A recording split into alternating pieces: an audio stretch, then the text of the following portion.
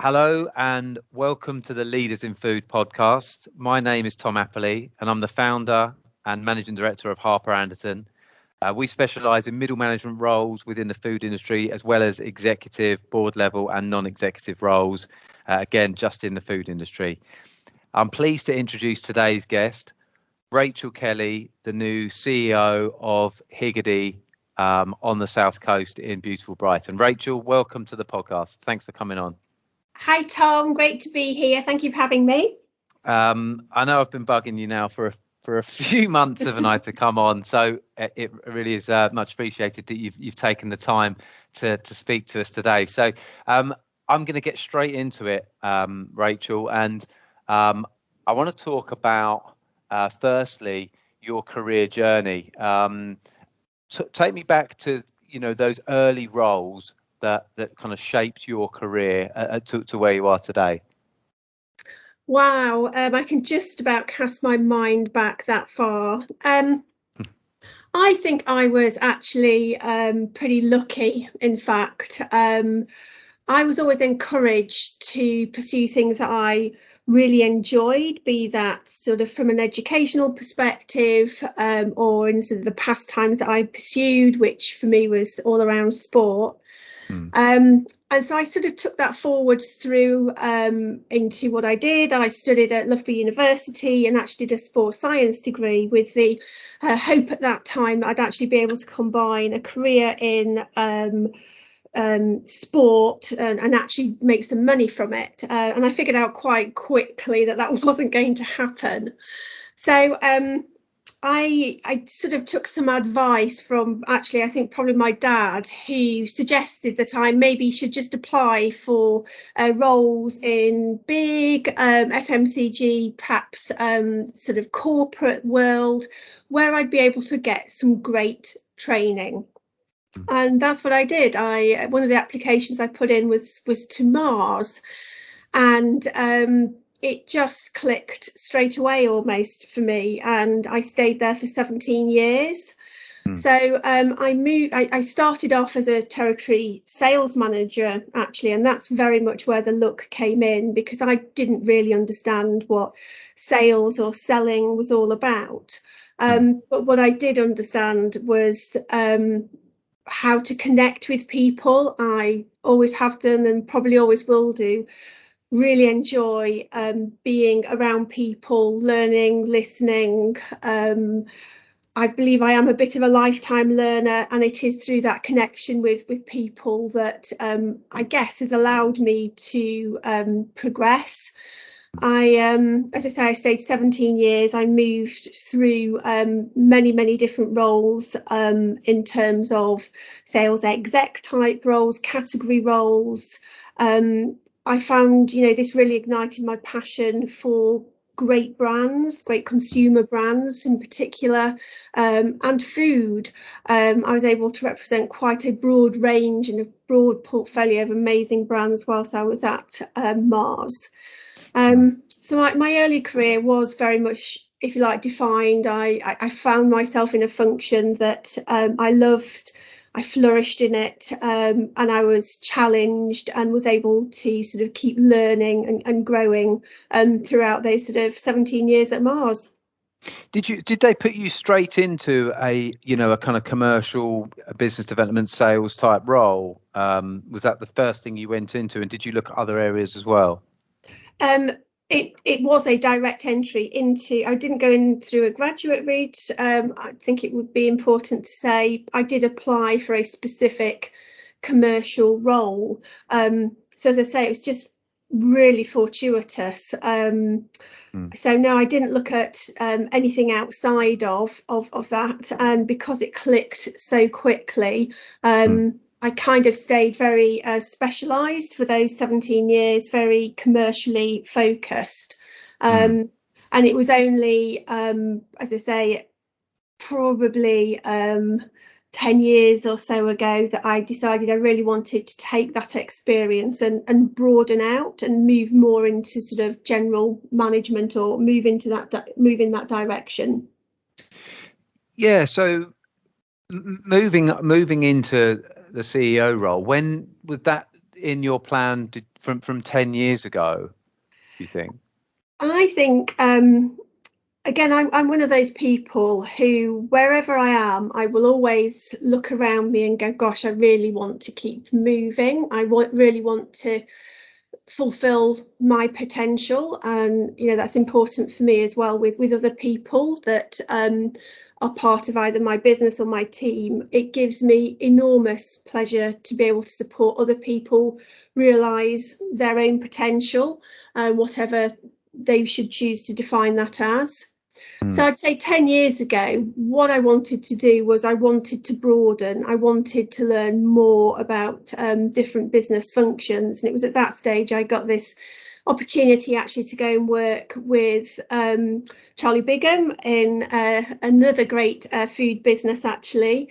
So it was a smaller, much more entrepreneurial business than obviously Mars was, which took me much closer to certainly how you make food, develop food, how you have to be really agile to figure out when you haven't got huge marketing budgets, how do you go about driving consumer awareness? So I think I've always known I want to keep broadening, I want to keep learning, and I guess that's what took me to the last two roles, which was the one before this, an MD role. And now at Higgidy as CEO, that feels pretty complete to me, and I'm obviously loving it. With moving from Mars, obviously having been there so long in such a big, a company with probably quite a large framework, was the move to Bigham's in 2012, wasn't it? You went there, obviously completely different. Was that kind of an intentional move? Yeah, very much so. It just felt as though I'd been really so lucky to have learned so much and to experience quite a lot of sort of brand building through Mars, that I wanted the opportunity to apply that. And I think I always also knew that there was a part of me that is perhaps best suited to more entrepreneurial, flatter structures, perhaps, fast moving, the ability to really apply some base principles and to figure out, based on the existing circumstances, what the right thing is to do. So it was a hunch at the time that I was going to enjoy it, but it was a deliberate move to move corporate to, I guess, more mid-size. Certainly Bigham's was beyond an SME at that stage. Yeah, absolutely. Yeah. One thing about your profile, Rachel, and I know I've said this to you before, is that the moves you've made, it feels like they've always been quite deliberate and quite strategic in picking businesses of a certain profile. And I think that a lot of people try and think like that and make those moves, but struggle to marry up getting the right move, but having the timing right, because obviously there's only so many roles available. How did you ensure that the timings kind of were right so you felt like, oh, I'm moving at the right time here? I think there's probably a couple of things I'd want to say, but for me, I am a starter finisher. I like to, I am driven to, if you like, be as successful and create success and turn things into good results if I possibly can. And so I always like to think about, when is it right in the terms of a cycle almost, and that's kind of why I stayed almost so long at Mars, that there was always so many new opportunities and a new level or a slightly different function to go and try out, or a different customer grouping. And I moved on from Bigham's when I had done what I had gone there, if you like, when the job was done, as I had, if you like, defined it in my own mind. So the 5 years that I was there, I think we broadly went from, forgive me, I think it was probably around a 20 million turnover to more like the 50 maybe 60 million turnover. It was that real sort of scaling, probably professionalizing, putting in more of the systems and processes stage. And then, the second thing is I always want to try new things. I always like to embrace being scared a little bit. Yeah. And so that probably defined the next move that I made, which was to effectively go and set up Little Freddie here in the UK, which is a premium baby food business. So that was, again, uniquely different in many respects.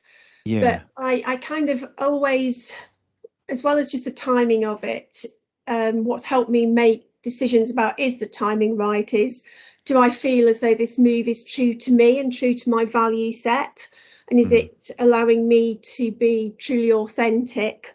And I think, I can honestly say in all the moves that I have made, that's a definite yes, that those sort of guiding principles have served me well. Do you think you kind of look for that, almost that feeling of being almost slightly uncomfortable out with of your the moves? comfort zone? Yeah, I think certainly for me there is an element of there has to be an element of confidence in yourself that you're going to be able to figure this out, but also there is an element of actually trepidation and an appropriate level of consideration about the support that you might ask for, or what needs to be in place to be able to do a good job. But I certainly sit in that camp that suggests that you learn the most when you are doing something for the first time that scares you a little bit. And I probably sit in the camp of people that quite enjoys that as well. Yeah, absolutely. With all of your roles, has there been one in particular that you feel is quite pivotal to the role you're doing today? And we'll talk about obviously Higgidy more in a minute, but which one do you think that would be? I think the commercial director role at Bigham's is an obvious one in many respects, because I think, the time that I was at Bigham's, at a chilled premium food brand, there are similarities, if you like, in terms of what the job to be done here at Higgidy is today. So I think there's probably experiences that I had there that I hope is going to and are serving me well now. But I think if you're talking about pure leadership, and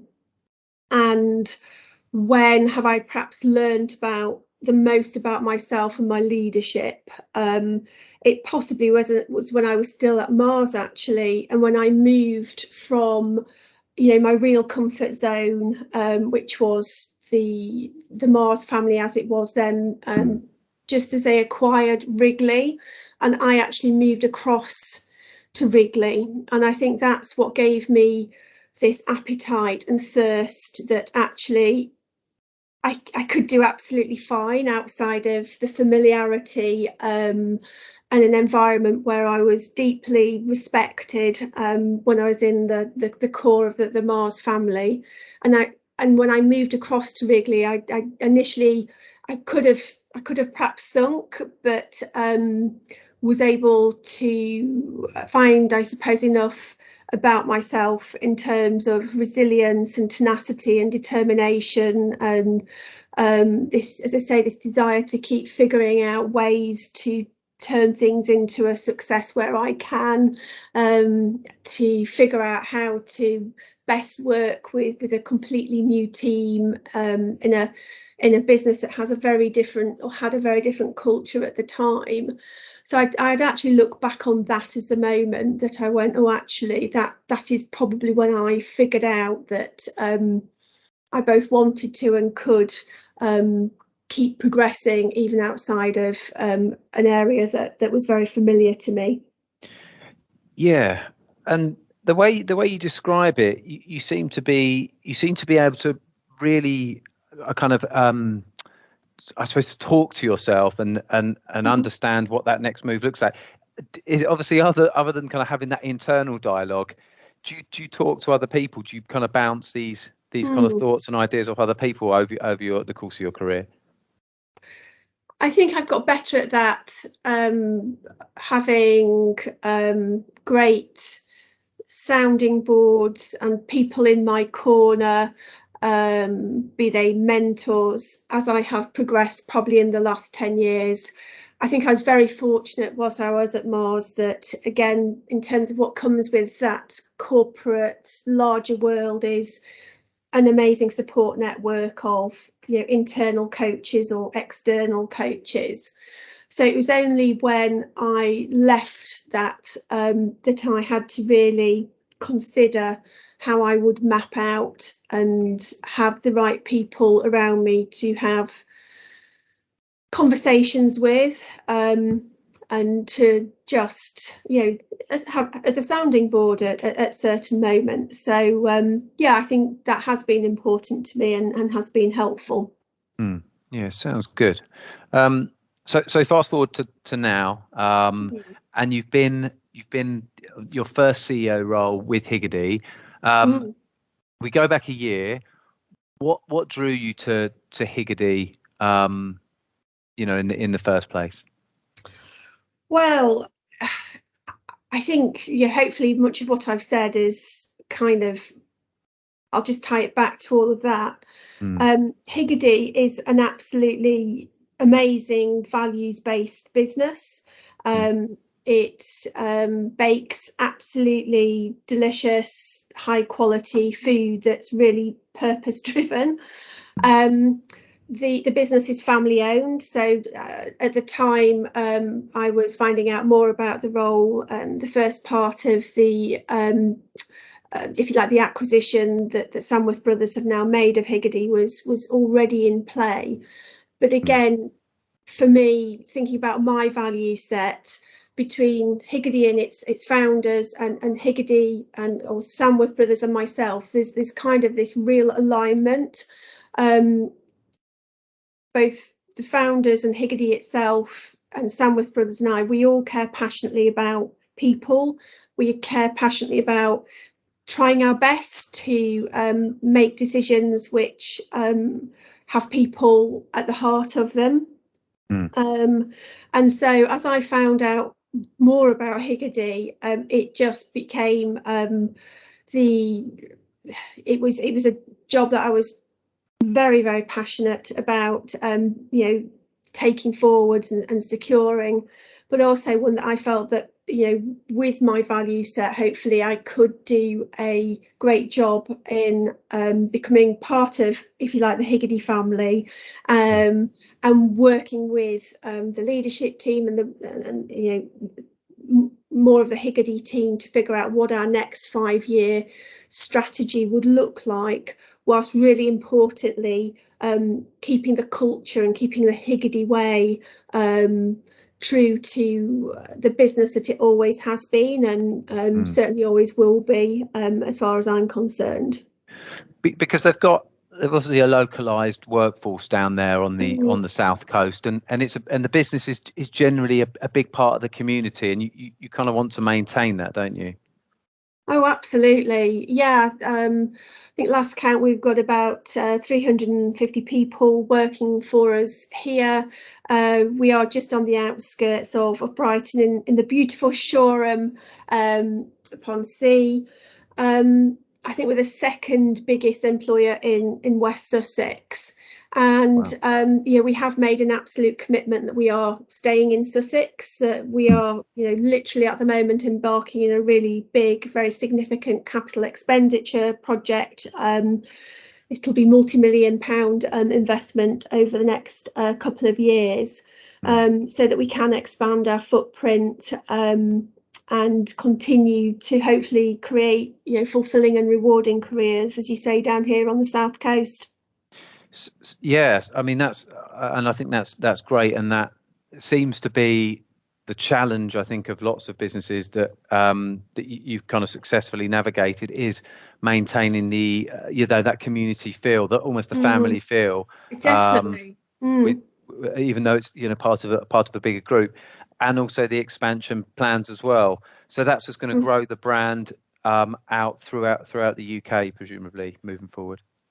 Yeah, absolutely. I think when I was talking to you last time, I was telling you that our prompted brand awareness is still only 30%. So we have got so much headroom as we help more consumers understand the brand and what we're about.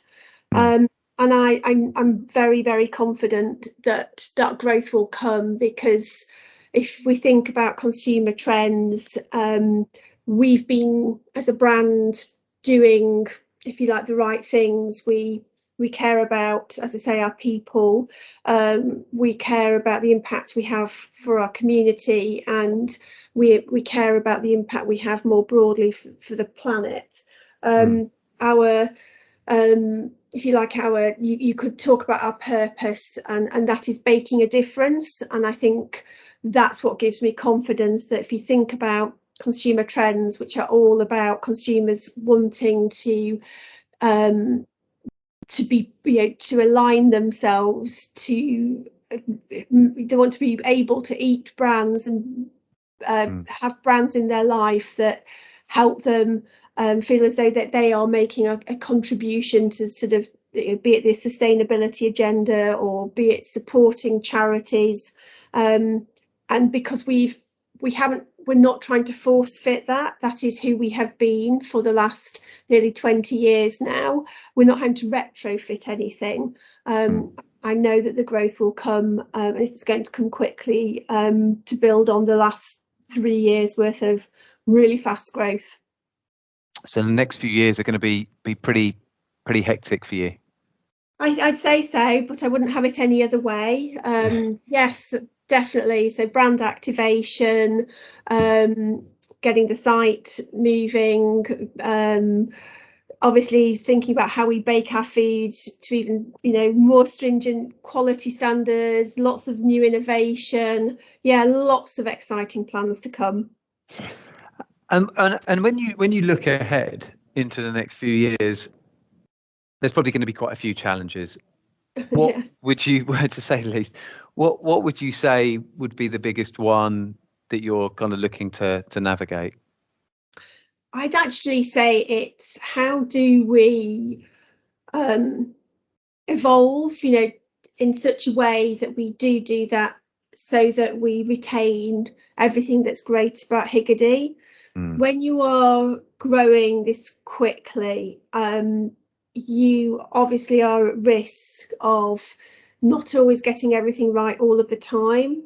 So I think the biggest risk is that as we evolve, we could get that wrong if we had not really thoughtful and mindful about what needs, if anything, to change, and why we would change anything, and just making sure that it is absolutely in keeping with our values. And how do you do that? Well, I think we've obviously got our strategy, our brand purpose. We know what our brand foundations are. So we've got things from a brand perspective. We have our own food philosophy that will be our guiding lights. But there's something, when you then think about what does all that sit on, it sits on this thing called the Higgidy Way, which fundamentally is, they're our values. The Higgidy Way talks about putting heart into food and soul into business. We are, taking our values further into our, if you like, our core competencies, so that we can do everything possible to make sure that those behaviours that we expect and are really well understood within the business. And then as we make decisions, as long as we're being true to our values, we should stay honest and stay on track. And by the way, I deliberately didn't mention all of the other challenges around, for me, they are almost now becoming business as usual challenges. Naturally, we've all got to navigate a very inflationary environment. We've still got a long way to go in terms of fully understanding everything to come with Brexit, legislative changes, etc., etc. Yeah. That for me is business as usual. It's about how we navigate those. That's really true to Higgidy. That will be the bigger challenge. Yeah, it's crazy that those challenges are the norm for lots of businesses, but you seem really aware that the business will go through that challenge of to a degree it growing so quickly in the next few years that sometimes processes and systems and general infrastructure can be left behind. So I mean that, and clearly that's going to require lots of communication, which kind of got me to my next question, just around your leadership style. It seems like a bit of a generic question, but I don't know if you ever asked them how would they describe your leadership style, or how would you describe it, do you think? I am who I am. I'm very authentic. I am very open, very non-hierarchical. I'd say my leadership style is to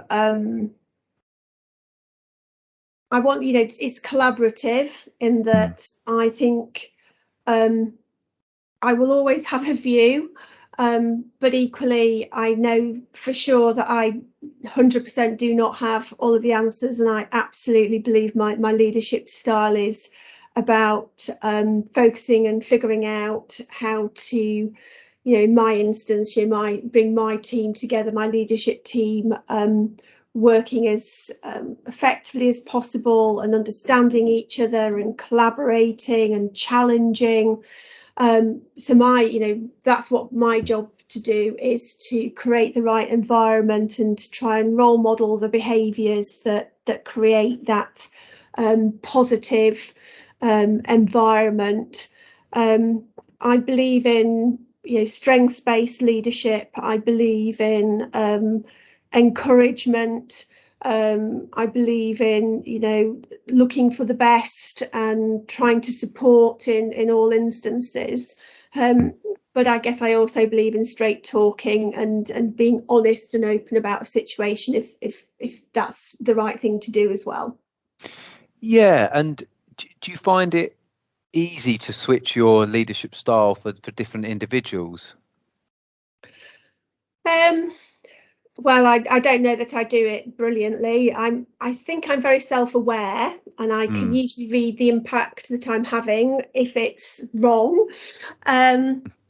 Something, again, back in my Mars days, we were taught something all about situational leadership, which is, around switching up your leadership style depending on what the person opposite you, if you like, needs from you. Do they need training, coaching? Do they need positive reinforcement? So I'm mindful about trying to do that. I'm certainly not sitting here saying that I'm the best at it, but I try my best. Let's put it that way. Yeah. Have you did you get your style? Is that kind of a combination of people that you've worked for in the past? It's just naturally kind of who you are, blended into one sort of thing. I think I have only become more authentically me over time. I think perhaps outside of the corporate sort of culture that I was in at Mars, don't get me wrong, I absolutely loved my career and time at Mars. I wasn't ever 100% what was called a Martian. So I think probably over the last 10 years, I've carved my career in such a way that I can be truly truly me. And it's taken a while, but it's obviously naturally just evolved to the point now where it's clearly working. I'm guessing, is there anyone that you've looked at or that has inspired you in terms of their leadership that you've I suppose you've looked at and thought, oh, that's kind of an interesting way? Well, it's probably I don't know if it's a cliche, but I was again fortunate enough to work in a business at the time when Alan Leighton was an ed, and gosh, he is truly inspirational, and I would aspire to be, a tiny bit like him. I don't know that I am, but very brave. He's very extremely smart. He's very good at figuring out this is the thing that we need to focus on and driving attention to that. He's very what I call people bright, so he can cut through something and still make everybody in the room feel good about it. So as you can tell, I still aspire to be just a tiny bit Alan Leighton. Like him, yeah, absolutely. And I suppose it is about taking everyone on that journey, and Higgidy, by the sounds of it, are going to be going on an incredible journey over the next few years. And it's about getting everybody on board that, I suppose. Because you always strike me, Rachel, as a leader that likes having people around them, and feeds off the energy of other people. With that in mind, how do you feel about this kind of evolving, this changing hybrid working model that we're at now after the last couple of years? Yeah, I feel really relaxed about it. My intention is to create an environment at Higgidy where as many of our people, whose roles allow them to potentially work from home or work from the office, would want to spend time and see value in coming into the office and collaborating. I absolutely intend making sure that we have an environment and a culture, if you like, that creates that be it a buzz or sense of togetherness.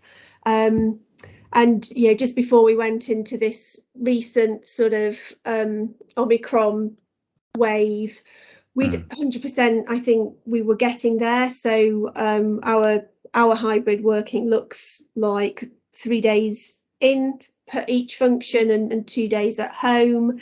We've also mapped for those 3 days that we have functions that do naturally collaborate a lot, so that their days cross over, so that good work can be done, and if you like, projects and work streams can be worked on together face to face. So I think it's going to be fine. I think it's going to be great, and hopefully it will give everybody the balance that everybody craves in terms of that work-life balance. Do you think the last few years will fundamentally change how we look at work and being in the office and being around people? Oh, it just has done, hasn't it? There's no going back, and I, for one, hope that I know certainly I can only speak for Higgidy, but